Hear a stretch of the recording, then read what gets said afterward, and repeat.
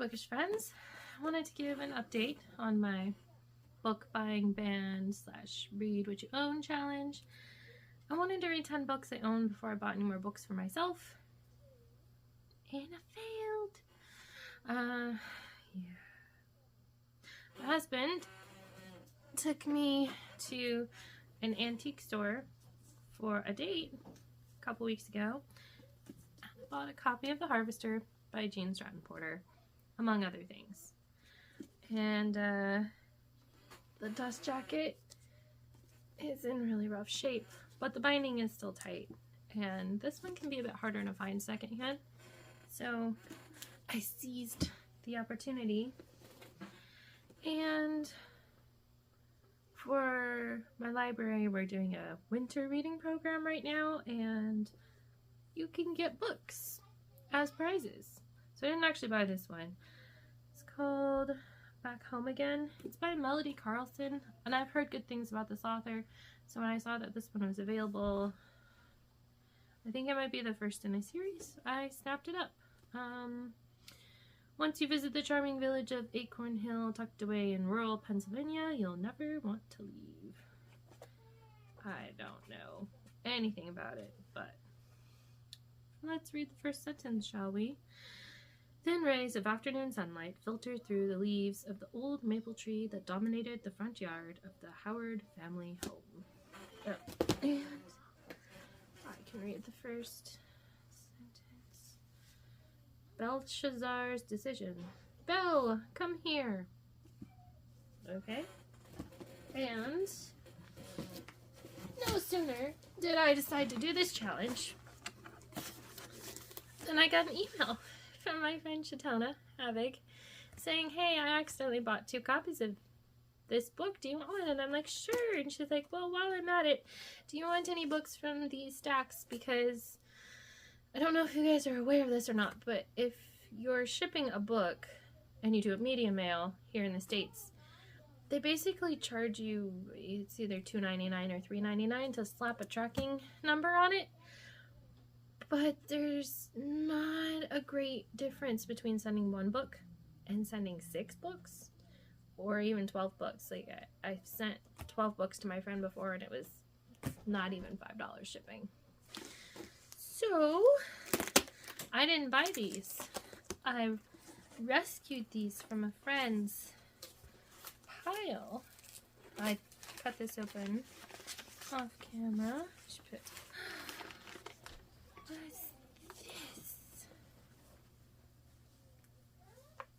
She sent me a journal. Oh, and a sticker. Aw. All in a Day's Romantic Woes. This is from her,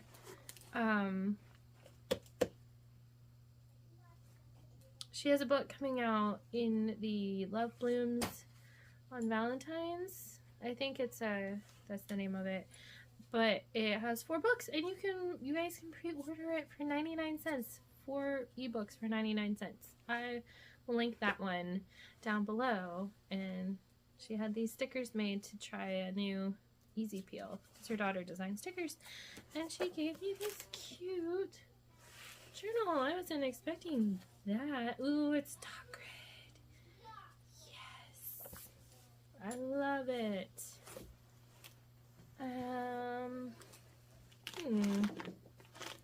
Some of these are not books that I said I wanted. That's okay.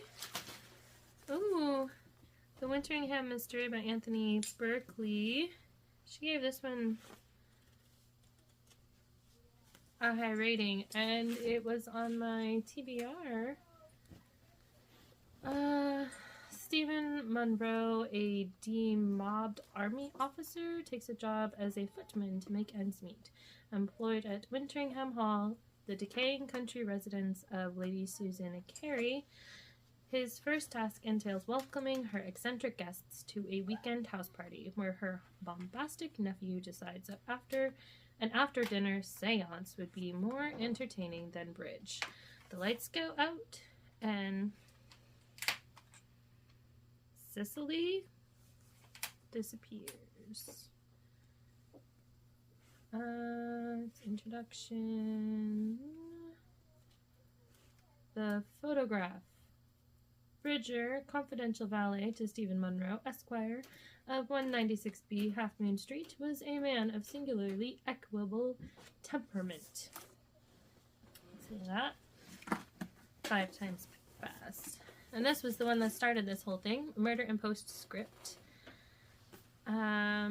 When one of her readers asks for advice following a suspected murder, Victorian Countess Amelia Amesbury, who secretly pens the popular Lady Agony column, has no choice but to investigate in this first book in a charming new historical mystery series. I think Shatana enjoyed the mystery because she's already read this one, but it's an American author writing a British book, so you know there's some slip-ups in how they say things differently than we do. Amelia Amesbury hated to admit it, but she was bored. Let's see here. A Circle of Christmas. Oh, a cliche Christmas. I think I got this one from my mom. Georgia Cole, known in Hollywood as the Holiday Goddess, has made her a name for herself, writing heartwarming screenplays chock full of Christmas cliches, but she has yet to experience the true magic of the season. This one's signed by the author. I glared at the incessant blinking of my cursor and groaned. Yes, Shatana also read A Mile in My Flip-Flops by Melody Carlson. House flipping looks so easy on reality TV. 30-something Gretchen Hanover is stuck. Seeking solace from a broken heart, she traded her wedding plans for home improvement shows and ice cream. But she knows she can't live on Ben and Jerry's forever. She also knows that her enthusiastic lab puppy has outgrown her tiny apartment. Huh. I'm not the kind of girl who wants anyone to feel sorry for her. And then Death in a Desert Land by Andrew Wilson. This is actually the 3rd or 4th book in a series, but it has Agatha Christie as a main character. And I was really interested in reading this after reading her autobiography.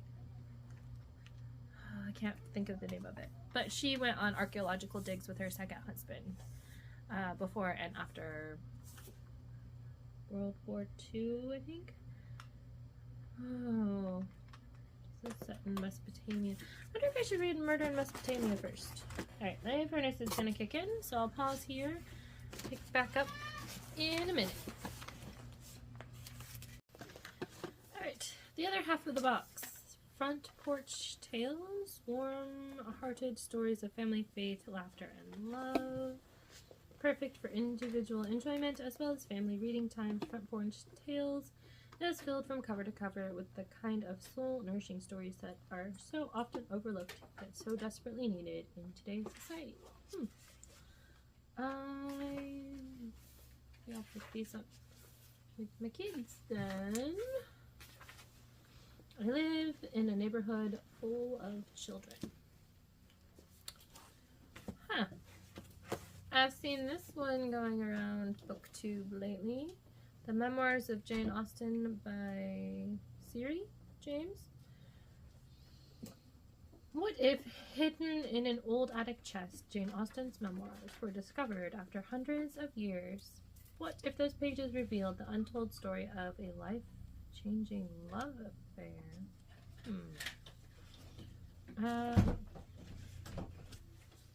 Why I feel the sudden urge to relate in pen and ink a relationship of the most personal nature, which I have never before acknowledged, I cannot say. And the last 3 books are all part of a series. And all the covers are different. This one is like matte.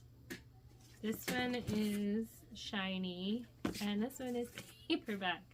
I know that's the third one.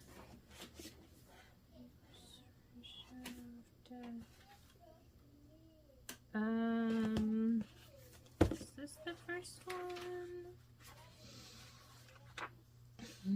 A charming and clever traditional mystery debut. Yeah, this is the first one. Set at a bucolic Welsh convent starring Sister Agatha, a mystery-loving nun who finds herself in the midst of a real-life murder case. Jacob Traherne, sexton at St. Anselm Church in the tiny northern Wales village of Pryderi, slung his wet mop across the chancel floor and thought about rugby.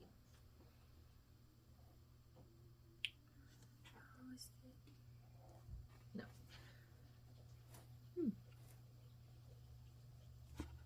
Alright. Well, this is part one because my mother has books for me too. Jeez, go on a book buying ban and all of a sudden people are like, let me send you books, let me buy you books. And I'm like, well, I can't turn down free books. So, yeah, I'll be back for part two. So, update. First of all, I forgot to mention, I got this really cute owl on that same antique trip where I got the harvester. So, can you help me come up with a name for him? He's gonna go with my Parliament of Owls, but he needs a name. Also, my collaboration with other Christian booktubers on Chantel's channel went live today, and I have a lot of new subscribers, so welcome and thank you. And right, update. My mom came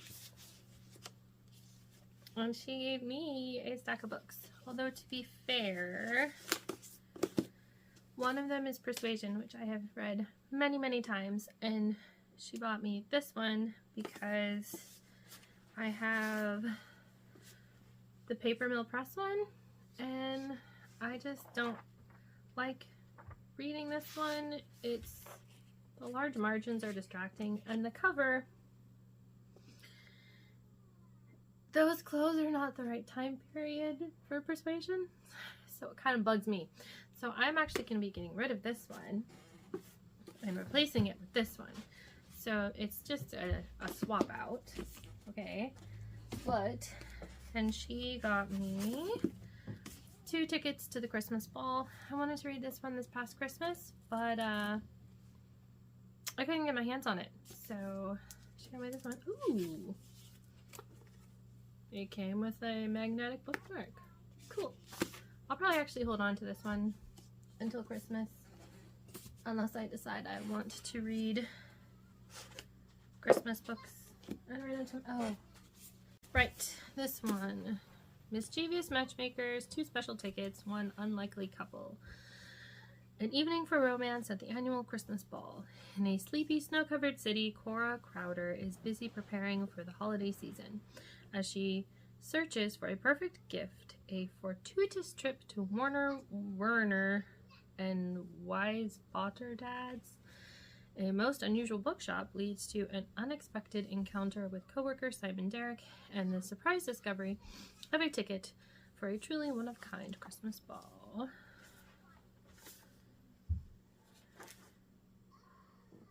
Let's see if I can read the first sentence.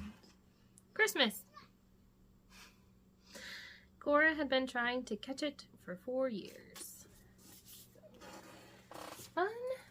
And then my mom went to a library book sale, and she really likes reading the love-inspired books, but I tend to go more for mysteries, so she picked these up for me for a quarter a piece. There's Hazardous Homecoming. Ruby Hudson finds new evidence that could shed light on her childhood friend's disappearance, but she'll have to fight for her life to keep it out of the wrong person's hands. Something glittered, garish and out of place against the massive framework of sticks that comprised the abandoned eagle's nest. A flash of metal. Gold. Decent first sentence. Holiday illusion. To save a sick orphaned boy, Anna Freeman must risk her own life. Little Paulo desperately needs a new heart. It's his only Christmas wish. Well, that and building his first snowman. The boy was going to die. That's a good first sentence. Not sure if you can hear my daughters in the background. Finding time to film when it's very snowy and icy out is hard. Oh. Off the Grid Christmas. When computer expert Arden DeMarco hacks secret files and discovers evidence of treason, a price is put on her head. What started as a mission to help a friend is now a fight for her life with assassins and the FBI tracking her down. The Christmas tree had been Arden DeMarco's undoing. Not a bad stack. Oh, and this journal that Shatona had sent me, it was her daughter Lorna who painted the cover, and I'm going to link Shatona's merch shop because that is where you can get Lorna's stickers, and she also has them available, some of the designs available as t-shirts and such.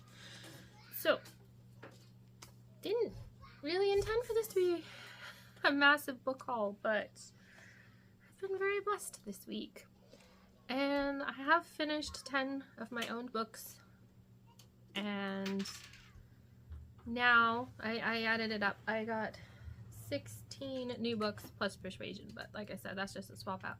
So I think I'm going to try to get 6 more books read before I actually buy any more books for myself, because I have already bought one. And I really want to pre-order an Enclave book for March. So I think I'll be able to do it because I've finished 2 more books, and I know I'm going to finish End of the Spear and Anne of Avonlea by the end of the month, and I have another book I'm pretty sure I'll finish this week. So yes, welcome new subscribers. Thank you for tuning in if you've been subscribed since the beginning, and I'll be back with another video. Happy reading!